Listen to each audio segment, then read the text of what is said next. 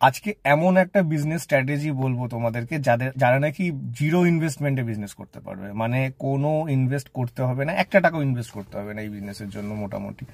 তো তোমার পুরোপুরি কিভাবে করবে, যারা নাকি ধরো স্কুলে পড়ছো বা কলেজে পড়ছো, তো কিভাবে করবে, বা ধরো হাউস ওয়াইফ আছো, ঘরে বসে করতে চাও, এদিকে সাথে সাথে পড়াশোনা যেরকমভাবে করছো বা কাজ করছো, অন্য কাজের সাথে সাথেও করতে পারবে। তো সেই এরকম একটা বিজনেস স্ট্র্যাটেজি আমি বলবো, যেখানে ইনভেস্টমেন্ট সেইভাবে বিজনেস করতে গেলে যেরকম ফান্ডিং দরকার হয় সেরকম কোনো ফান্ডিং দরকার পড়ে না এতে। তো অনেকেই জানো, তারপর আমি বলে রাখছি যাদের নতুন, যারা নিউ কমার আছো, মানে নতুন কিছু করবে ভাবছো, একমাত্র তাদের জন্য বলা হচ্ছে। যারা কিছু করবে বা যারা করছো, অনেকে হয়তো এই পন্থাগুলো ইউজ করছো না, তো তারা ভিডিওটা দেখতে পারো। নতুন স্ট্র্যাটেজি কিছু কিভাবে কি করলে তোমার ছোট বিজনেসটাকে আস্তে আস্তে ব্রড করতে পারবে, এটা হচ্ছে সেই স্টার্ট আপ বিজনেসের জন্য সেই ফার্স্ট ভিডিও। তো এরপর থেকে আমাদের আস্তে আস্তে আমি প্রত্যেকটা স্টেপ বাই স্টেপ তোমাদেরকে বলবো যে কি করে এটা, আজকে যে স্ট্র্যাটেজিটা বলছি, এরপরে নতুন আরেকটা স্ট্র্যাটেজি তোমাদেরকে শেয়ার করবো, পরপর করে থাকবে। আর এর সাথেও যেটা প্লাস পয়েন্ট থাকবে, তোমরা বিজনেস করতে গেলে মেন যেটা, ওরকম কোনো ব্যাপার না যে আমি ওরকম ভিডিও যে এই দোকানেই পাওয়া যায়, ওই দোকানে ওই পাওয়া যায়, ওরকম নয়। আমি তোমাকে নিজে পার্সোনালি গাইড করে দেবো, আর মানে এক্স্যাক্ট কে হোলসেলার, এক্স্যাক্ট কে ম্যানুফ্যাকচারার, সেটা আমি তোমাদেরকে গাইড করব। কিভাবে তাদেরকে সন্ধান করবে, কিভাবে তাদেরকে পাবে, কোন জায়গায় গেলে পাওয়া যায়, কোথায় অ্যাকচুয়াল ম্যানুফ্যাকচারার থাকে, যে কোনো রিলেটেড। আমি জুয়েলারি বিজনেস করি, মানে এই না যে আমি তোমাদেরকে জুয়েলারি গাইড করব। আমার যেসব বিজনেসের নলেজ আছে আমি সেসব বিজনেসে, যেমন তোমাকে এর মধ্যে গার্মেন্টসের বিজনেসও থাকবে। তো কোথা থেকে কি করলে, আরো অনেক বিজনেস আছে, ঠিক আছে, তো সেগুলো আস্তে আস্তে এক্সপ্লোর করা হবে। তো তার জন্য জানার জন্য আমার ইউটিউব চ্যানেলটাকে আর আমার ফেসবুক পেজটাকে লাইক করে রাখবে, ফলো করে রাখবে, নতুন আপডেট পাওয়ার জন্য, বিজনেসকে এগিয়ে নিয়ে যাওয়ার জন্য, ছোট ছোট বিষয় জানার জন্য। বিজনেসের অনেকগুলো ব্যাপার থাকে, তো ছোট ছোট বিজনেস ও সেগুলো না জানলে তুমি আগাতে পারবে না স্টেপ বাই স্টেপ।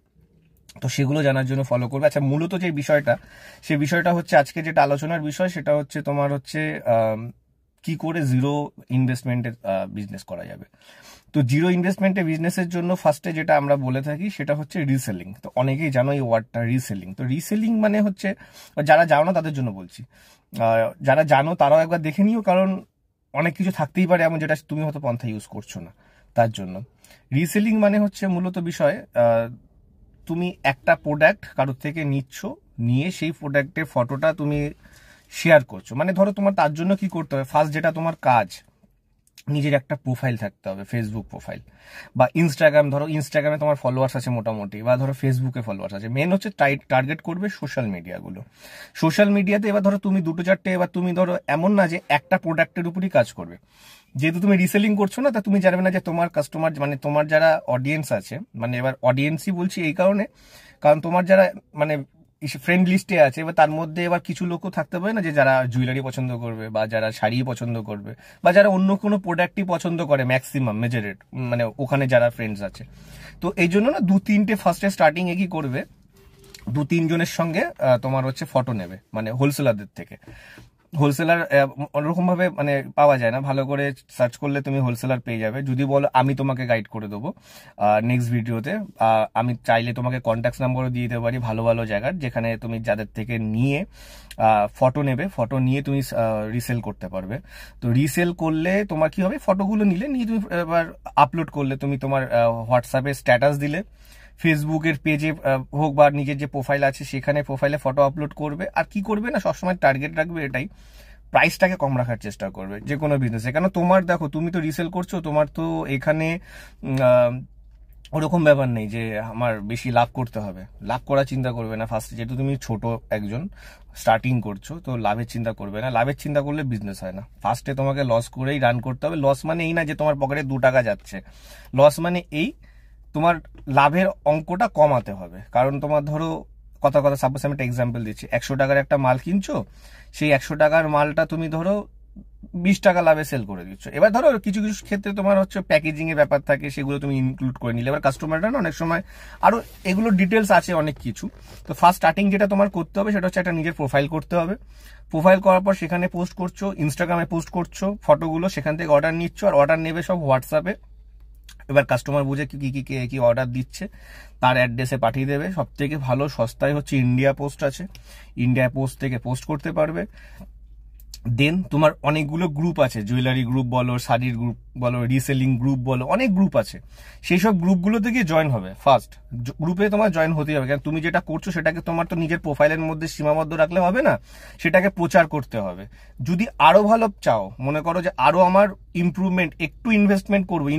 ইনভেস্টমেন্ট মানে কি, মালের জন্য বলছি না আমি, ইনভেস্টমেন্ট মানে কোনো প্রোডাক্টের জন্য জিরো ইনভেস্টমেন্ট করতে হবে না।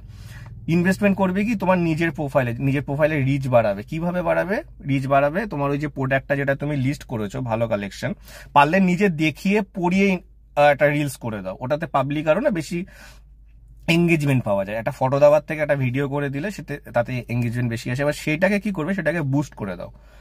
বুস্ট করে দিলে তাহলে তোমার ওটা এঙ্গেজমেন্ট আরো বেশি আসবে, আরো লোকের কাছে গিয়ে পৌঁছাবে, সেখান থেকে ফলোয়ার্স আসবে, কিছু কাস্টমার আসবে যারা নাকি তোমার ওই পার্টিকুলার প্রোডাক্টটা চাইবে, সেখান থেকে তোমার সেলটা বাড়বে। আর ফেসবুকের তোমার এই আমি যে বুস্টের কথা বললাম সেটাও বলে রাখছি, বুস্টে কিন্তু এমন হিউজ কোনো অ্যামাউন্ট লাগে না। পার ডে হিসাবে হয়, সব থেকে কম হচ্ছে 80 টাকা মতো সামথিং, ওটা জিএসটি দিয়ে 18% জিএসটি দিয়ে আর কিছু সামথিং পড়ে। তো একদিনের দুদিনের জন্য বুস্ট তো করতেই পারো পকেট মানি দিয়ে, সেটা তো কোনো বড় হিউজ অ্যামাউন্ট নয়, যেখানে তোমার প্রোফাইলের রিচ বাড়বে আর তোমার জিনিসটাকে প্রচার, মানে ফার্স্ট হচ্ছে একটু প্রচার করে, এবার আস্তে আস্তে আস্তে আস্তে করলে এইভাবে জিনিসটাকে তুমি একটা জায়গায় নিয়ে একদিন গিয়ে দাঁড়াতে পারবে। কারণ তিল থেকেই তাল হয়, ছোট থেকে বড় হয়। একবারে যে তুমি বড়, যখন তোমার কাছে পকেট মানি নেই, যখন তোমার কাছে খুব শর্টেজ টাকা আছে, তখন তুমি এইভাবে রিসেলিং করতে পারো।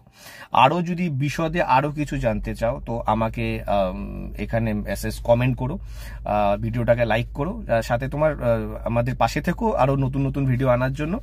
আর যাই করবে ইন্ডিয়া পোস্ট থেকে করবে। আর আরেকটা তোমাকে ছোট একটা এক্সাম্পল দিয়ে রাখছি, যদি ধরো কোনো সময় মাল পাঠানোর সময় অনেক সময় কি ব্যাপার থাকে, ধরো এই বললাম 10 টাকা 20 টাকা লাভ করবে। এবার অনেকে কি হয়, কাস্টমাররা বেশিরভাগ হচ্ছে তোমার হচ্ছে ওই ফ্রি শুনলেন একটুখানি আনন্দ পায়, এটা ন্যাচারাল ব্যাপার, এটা সবাই স্বাভাবিক, আমি হলে আমিও আনন্দ পাবো। তো ফ্রি মানে কি, এবার ধরো তোমার হচ্ছে ফ্রি শিপিং, এত টাকার প্রোডাক্ট নিন ফ্রি শিপিং, তো ওখান থেকে তুমি ক্যালকুলেট করে ধরো, তুমি এরকম একটা ক্যালকুলেশন থাকে, ফ্রিতে কেউ কিচ্ছু দেয় না, কোনো কোম্পানি দেয় না, কেউ কিচ্ছু ফ্রিতে হয় না, চৈত্র সেলও ফ্রিতে হয় না, যেগুলো পড়ে থাকে সেগুলোর উপরই অ্যামাউন্ট বাড়িয়ে ওগুলোকে ডিসকাউন্ট করা হয়। এটাই হচ্ছে বিজনেস স্ট্র্যাটেজি, ঠিক আছে, প্রত্যেকটা জায়গার। মানে অফার মানে ভাববে না যে হ্যাঁ কিছু কিছু এবার তোমার পার্সেন্টেজ আবার লাভের থেকে কমিয়ে দিল, কিন্তু অফারটাকে 20% 50% ডিসকাউন্টে যে দিচ্ছে, এটা না পকেট থেকে দিচ্ছে কেউ। হ্যাঁ, এবার কি করছে, আগের ধরো যে লটগুলো আছে সেগুলোকে ক্লিয়ার করার জন্য সেখানে তোমার নর্মালি প্রাইস রেঞ্জটাকে একটু বাড়িয়ে দেওয়া হয়, কিছু কিছু মালের ক্ষেত্রে অনেক জায়গায় করে প্রাইস রেঞ্জ বাড়িয়ে সেটাকে কমায়। আবার কিছু কিছু ক্ষেত্রে নর্মালি ধরো তোমার স্টক ক্লিয়ারেন্সের জন্য সেগুলোকে সেল আউট করে, এইভাবেও করে অনেকে, স্টক ক্লিয়ার করে, ওগুলো পয়সাগুলো ক্যাশ করতে হয়। তো যাই হোক, তো এইভাবে হচ্ছে স্ট্র্যাটেজি, তুমি এইভাবে তোমার রিসেলিং বিজনেস স্টার্ট করতে পারো। আরো যদি কিছু জানার থাকে এই বিজনেস সংক্রান্ত, যে স্টার্ট আপ নিয়ে তুমি কিভাবে কি এগোতে পারো, তাহলে আমাকে অবশ্যই মেসেজ করবে, জানতে চাইবে, আমি নেক্সট পার্টে সেটাকেও রিভিল করবো। Thanks for watching.